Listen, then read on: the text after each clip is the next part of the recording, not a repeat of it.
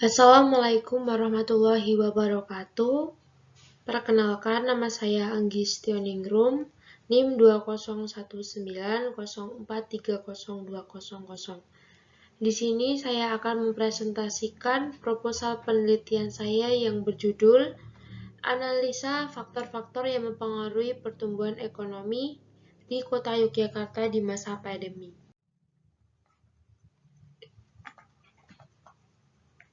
Latar belakang saya mengambil judul penelitian ini dikarenakan pada tahun 2019 akhir, dunia mengalami kegentingan yang disebabkan terjadinya kasus penyebaran COVID-19 atau sering kita kenal dengan virus corona.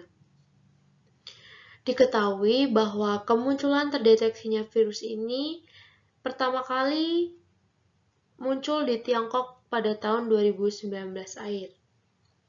Kasus COVID ini memuncak pada bulan Januari tahun 2020 dan menyebar ke berbagai banyak negara. Hal tersebut menjadi pusat perhatian di berbagai negara, termasuk dengan Indonesia.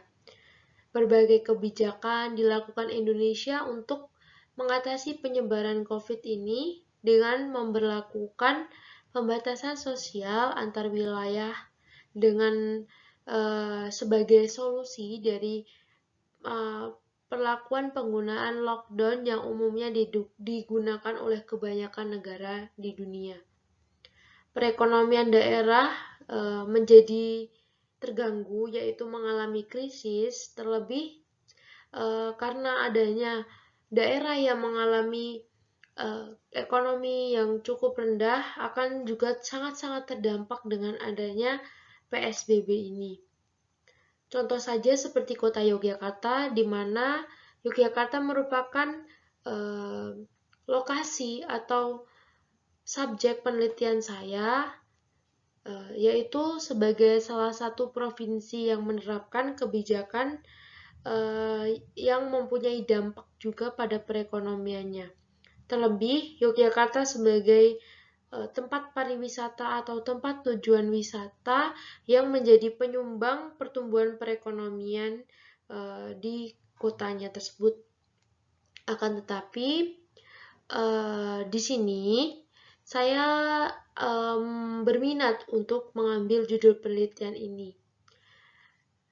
Di lain kasus, yaitu saya tidak mengambil tentang faktor yang mempengaruhi seperti di bidang wisatanya, tapi saya mengambil penelitian ini berdasarkan perspektif dari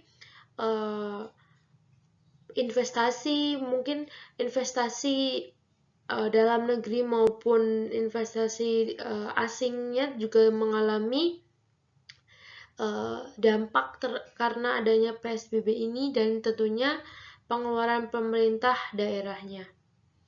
Pengeluaran pemerintah ini sangat di saat COVID-19 ini mengalami pengeluaran yang sangat banyak, sehingga perlu adanya analisa bagaimana sih pengaruh dari adanya pengeluaran pemerintah yang cukup banyak, dari investasi yang menurun terhadap pertumbuhan ekonomi di Yogyakarta itu sendiri.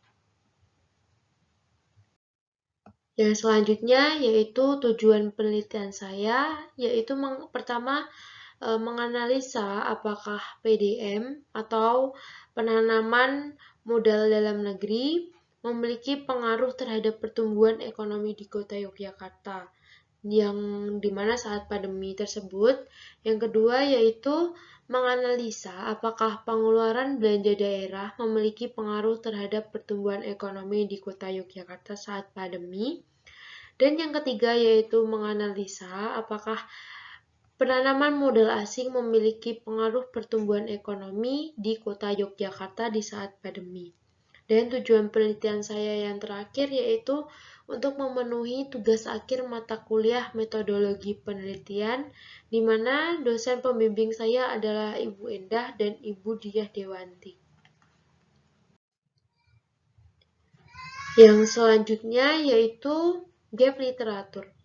Gap literatur yang saya gunakan di sini yaitu penelitian yang berjudul pengaruh pemberlakuan pembatasan sosial berskala besar terhadap pertumbuhan ekonomi di Kota Bandar Lampung saat pandemi COVID-19 dalam perspektif ekonomi Islam pada tahun 2019.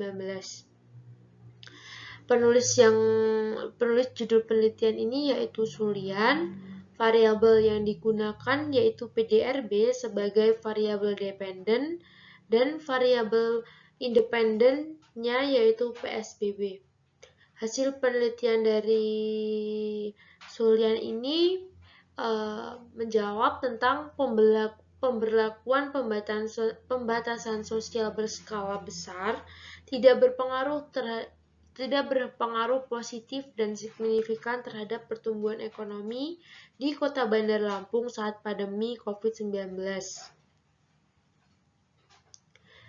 Dan juga mengatakan bahwa pemberlakuan pembatasan sosial berskala besar ini berpengaruh positif dan signifikan terhadap pertumbuhan ekonomi Kota Bandar Lampung saat pandemi COVID-19.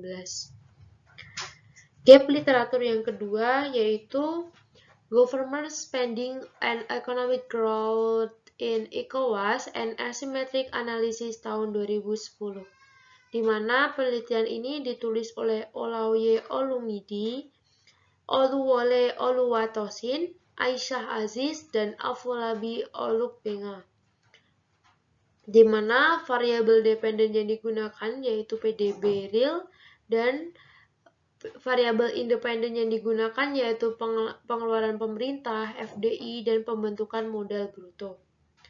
Hasil penelitian ini menyatakan bahwa di luar ambang batas belanja optimal dan adanya crowding out standar pengeluaran pemerintah memberikan pengaruh negatif terhadap pertumbuhan ekonomi.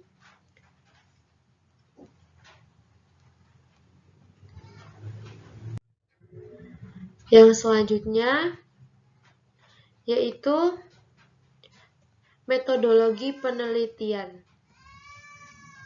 Yang pertama yaitu subjek penelitian. Subjek penelitian yang saya gunakan dalam penelitian ini adalah persentase dari laju pertumbuhan ekonomi daerah istimewa Yogyakarta. Yang kedua yaitu teknik pengumpulan sampel, di mana saya menggunakan teknik pengambilan sampel dengan teknik sampling jenuh, yaitu teknik penentuan sampel di mana semua anggota populasi digunakan menjadi sampel. Kenapa saya menggunakan teknik sampling jenuh ini? Dikarenakan karena anggota populasi penelitian ini dianggap homogen, karena sampel yang diambil adalah kemungkinan faktor yang dapat mempengaruhi laju pertumbuhan ekonomi di Kota Yogyakarta.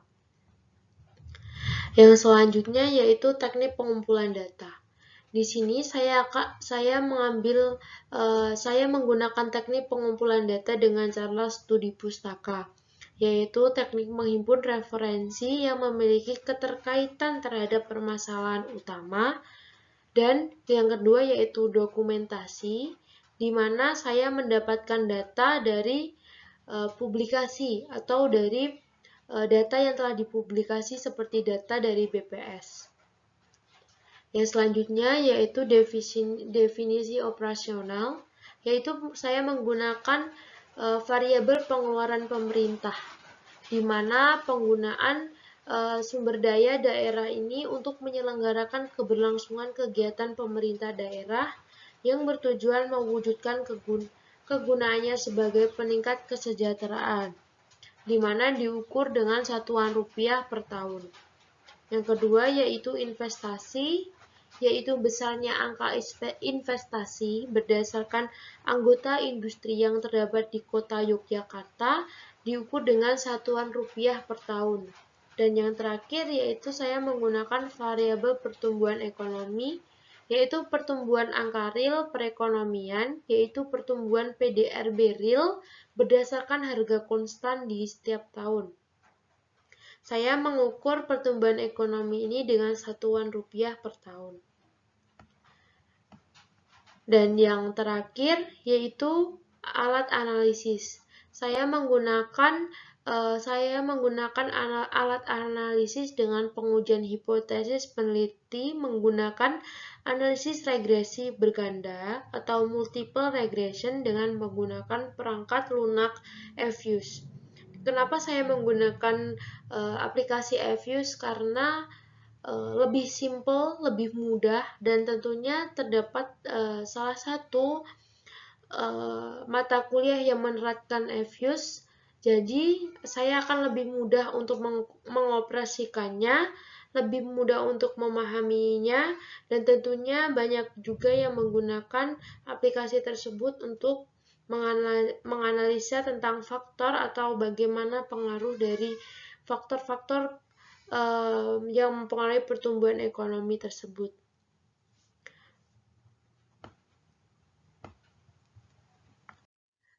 Terima kasih atas partisipasinya dalam mendengarkan presentasi saya ini. Kurang lebihnya saya mohon maaf. Wassalamualaikum warahmatullahi wabarakatuh.